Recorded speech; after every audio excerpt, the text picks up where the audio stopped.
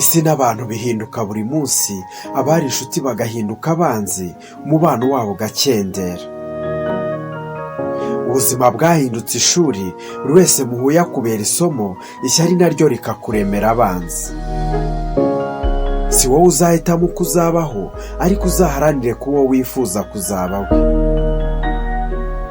Dore hari umunsi nzaba ntagihari, ariko ibi ngiye kukubwira uzajya uhora ubyibuka.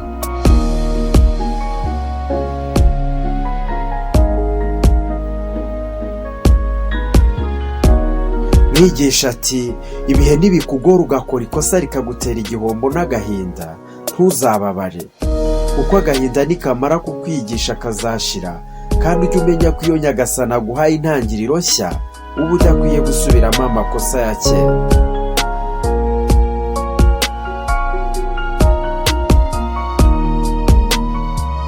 Nakomeje kwitegereza ukuntu iyi si yuzuyemo akajagari, ngira amatsiko yo kubaza Mwigisha niba ariko byahoze kuva na kera, maze aransubiza ati, ubundi kuva kera abantu baremewe kugira ngo bakundwe, ibintu biremerwa gukoreshwa. Ariko impamvu isi iri mu kajagari muri iki gihe, ni uko ibintu ari byo bikundwa, abantu bagakoreshwa.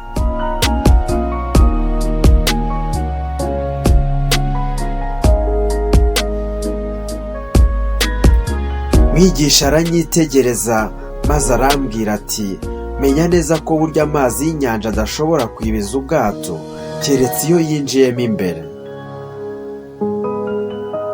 Ni nako bimeze no muri ubu buzima, ibitekerezo bipfuye n'amashyari by'abantu ntibishobora kugushyira hasi, keretse umunsi uzareka bikakwinjiramo.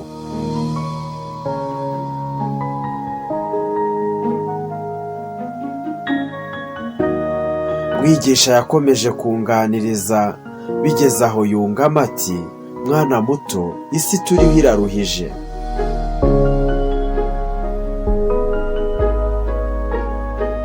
Mu gihe hari abo tubikira amabanga ngo badaseba, bo baba barwana no guhimba ibinyoma tutakoze kugira ngo dusebe. Ibyo wowe ntuzabyiteho, ahubwo ujye wita ku cyo ugamije kugeraho.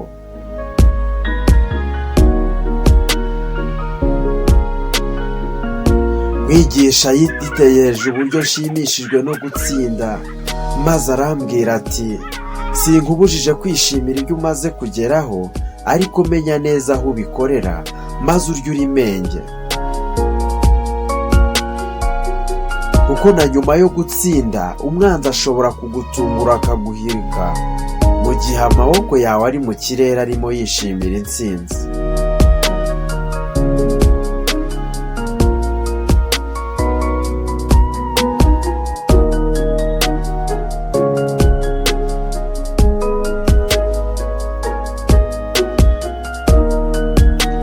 Mwigisha twakomeje kuganira, ndetse nkomeza kumubaza icyo nakora ngo mbashe kugera ku nzozi zanjye, maze aransubiza ati,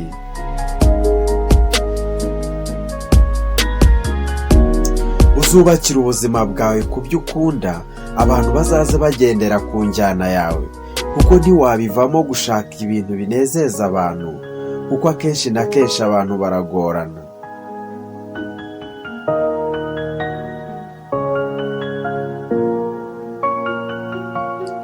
Nyuma y'akanya kanini Mwigisha tuganira, ndangije ndamubaza nti, Mwigisha rero ubu ndagiye, sinzi niba hari icyo wari ushigaje kumbwira.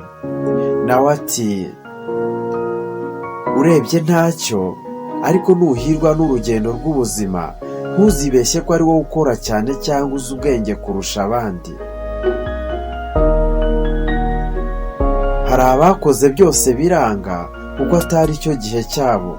Byose ni Imana ibitanga, jya wiyoroshya ubane n'abandi neza, kuko aho uri uyu munsi ejo n'undi yahajya, nuko igihe kiba kitaragera.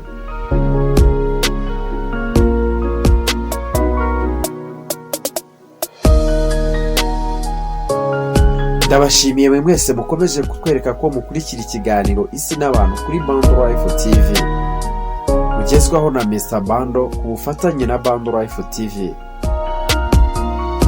ushobora no kuduha igitekerezo cyangwa icyifuzo muri komenti, utibagiwe no gukanda kuri subscribe kugira ngo ujye mu ba mbere bazajya bagezwaho iki kiganiro. Reka mbifurize gukomeza kumererwa neza kandi Imana ibarinde.